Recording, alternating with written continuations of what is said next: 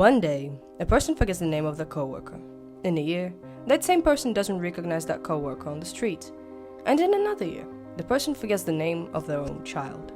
That's what dementia does to humans. It ruthlessly erases connections in the brain by causing death of neurons one way or another.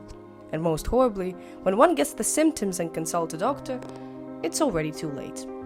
Or is it? Dementia is the irreversible loss of thinking, remembering, and reasoning abilities. It describes a group of diseases which physically damage the brain and cause similar symptoms, including issues with memory, forgetting words, apathy, unusual changes in mood, confusion, for example forgetting people's faces, repeating routines, and loss of ability to make rational decisions, for example crossing the road in spite of busy traffic. There are four main types of dementia: Alzheimer's disease, vascular dementia, dementia with Lewy bodies, and frontotemporal dementia. Today we will focus on Alzheimer's disease, which accounts for 60 to 80% of all dementia cases. And we will answer the question if it is indeed too late to go to a doctor if one has gotten the symptoms.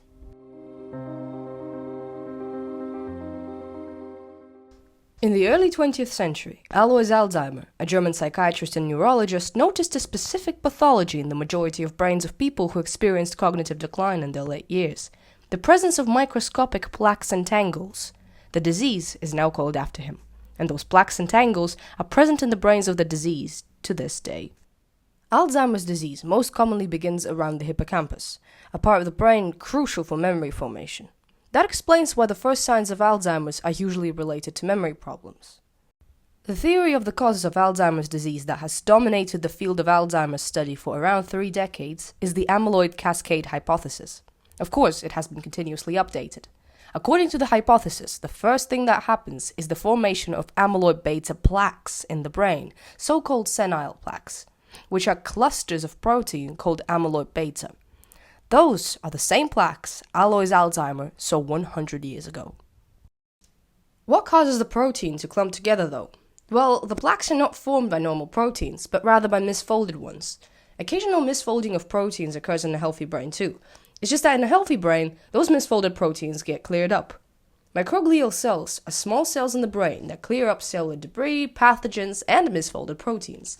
The way they do it is shown in the video. The green things are the microglia, and the red thing in the middle is a dead neuron.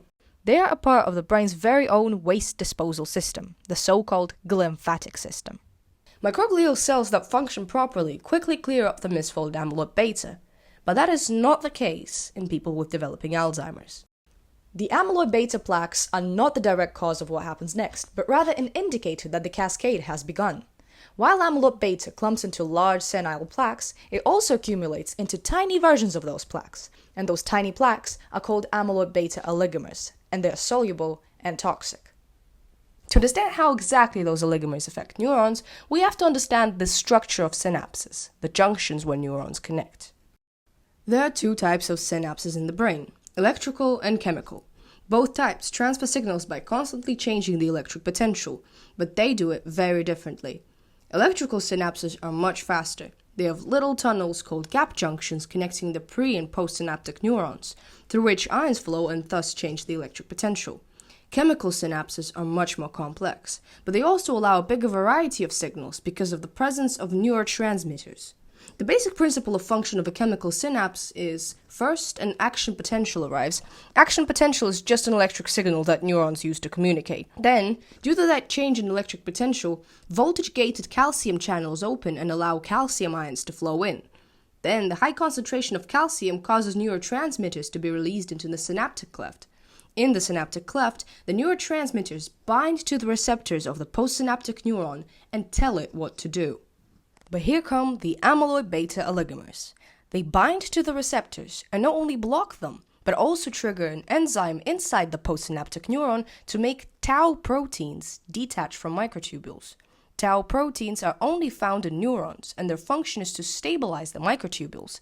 Microtubules are an essential part of a cell, and in neurons they are extremely long, so they have to be stabilized to prevent them from falling apart. When the amyloid beta oligomers bind to the receptors, the tau proteins detach from the microtubules and clump together to form tau tangles and tau oligomers. Those 2 are the tangles our colleague Alois Alzheimer saw 100 years ago. Once neurons start dying, choked by the tau tangles, the microglia cells start clearing up the mess. But as they do, They release inflammatory signals and set off a vicious cycle of neuroinflammation. In other words, the brain starts killing itself.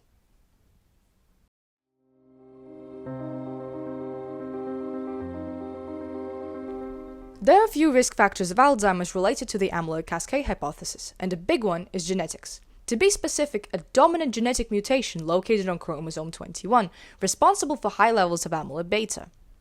Another factor, and probably the most significant one, is age. Less than 10% of all cases of Alzheimer's occur before the age of 65. Another factor is lifestyle, and while maintaining an overall healthy lifestyle will definitely lower one's risk of the disease, I'd like to mention sleep. Sleep is a wonderful time during which our brain gets to reset. While asleep, the amyloid beta production rate drops and it's cleared more effectively by microglia cells.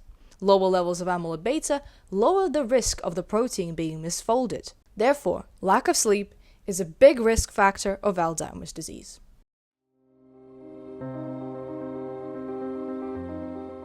There have been people who defied Alzheimer's against all odds, those who, despite having some of the pathology, managed to escape the symptoms.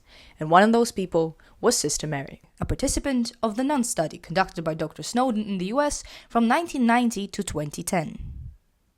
The NUN study observed the cognitive state of 678 nuns over the years to determine exactly how cognitive ability in early life is associated with the risk of Alzheimer's disease. Dr. Snowden picked nuns as his study subjects because they lived a perfectly similar lifestyle. All of the participants became nuns in their youth, and there aren't many known cases of nuns being alcoholics. To make the nuns' early life cognitive ability quantitative, Dr. Snowden's team looked over the autobiographies written by the nuns at a mean age of 22 and gave them a score based on a factor called idea density. Idea density is the combination of the amount of points conveyed by the author and the complexity of their writing. From the start of the study till death, every nun took an annual test to assess her cognitive state. After death, and after respectful mourning time, Dr. Snowden's team took out their scalpels and observed the nuns' brains. Yes, the nuns were quite progressive, and they all donated their brains to the University of Kentucky, where they are still stored. The data collected over the years followed a predictable pattern. All nuns' cognitive ability declined over time, and the presence of Alzheimer's disease was associated with lower idea density in autobiographies. But there was one anomaly to the pattern. One of the nuns was a particular A-star student. She was the gold standard of the study. She scored steadily on all tests until her very death. And the A-star student was Sister Mary. The nun showed no signs of dementia whatsoever and died of cancer at the age of 101. During her autopsy, the brain showed abundant amyloid plaques and tau tangles. According to a report written by Dr. Snowden, her neuropathologic evaluation indicated a moderate degree of frontal, parietal, and temporal lobe atrophy. How is it possible that a patient with Alzheimer's pathology present has no symptoms?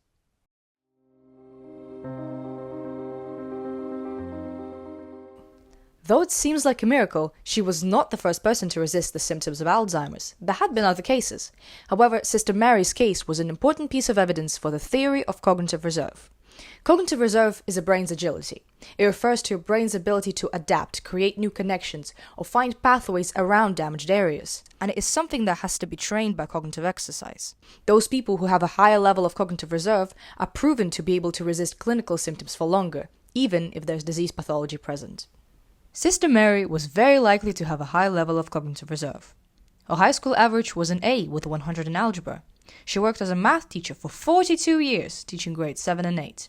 When not teaching, she attended a Catholic college. And she was never idle, as she claimed that she only retired at night. Even after retiring, she remained a keen reader and took interest in world events. Moreover, the fact that she was a nun for most of her life implies that she had memorized numerous prayers and had to constantly recall them. One of the most remarkable studies to support the theory was conducted in the UK over the span of 15 years and was called the English Longitudinal Study of Aging. The study included 12,280 participants, over 50, who did not have dementia at their baseline assessment. The results of the study showed a reduced risk of dementia for people with a higher level of mental activity throughout life. So it is scientifically proven that challenging your brain reduces your risk of dementia. But let's go back to the question we posed in the beginning. Is it too late to go to a doctor if one has gotten the symptoms? The answer is no. First of all, there's an area of diseases with symptoms similar to dementia, and those diseases are called reversible dementias. All of them can be fully treated. However, if the examination confirms Alzheimer's disease, there's little hope of full recovery. So the main goal of any further treatment will be slowing down the progression. Some widely used medications doctors might prescribe are cholinesterase inhibitors. Inhibitors are chemical substances that interfere with chemical reactions, in this case the reaction of two enzymes that break down a key chemical for memory formation. The problem with cholinesterase inhibitors is that they target the symptoms, not the cause, and therefore can't hold the disease down for long. Recently, researchers created two medications that target the cause, amyloid plaques. The medications are called lecanemab and donanemab. The medications are new and are currently being implemented around the world, but despite also only being effective in very early stages of the disease, while the brain is not yet devoured by neuroinflammation, they bring hope of being able to postpone or even cure the disease. As you can see, there is no cure for people with more severe Alzheimer's yet, and unfortunately, people usually consult a doctor only when the disease gets more severe. Therefore, we need more drastic measures.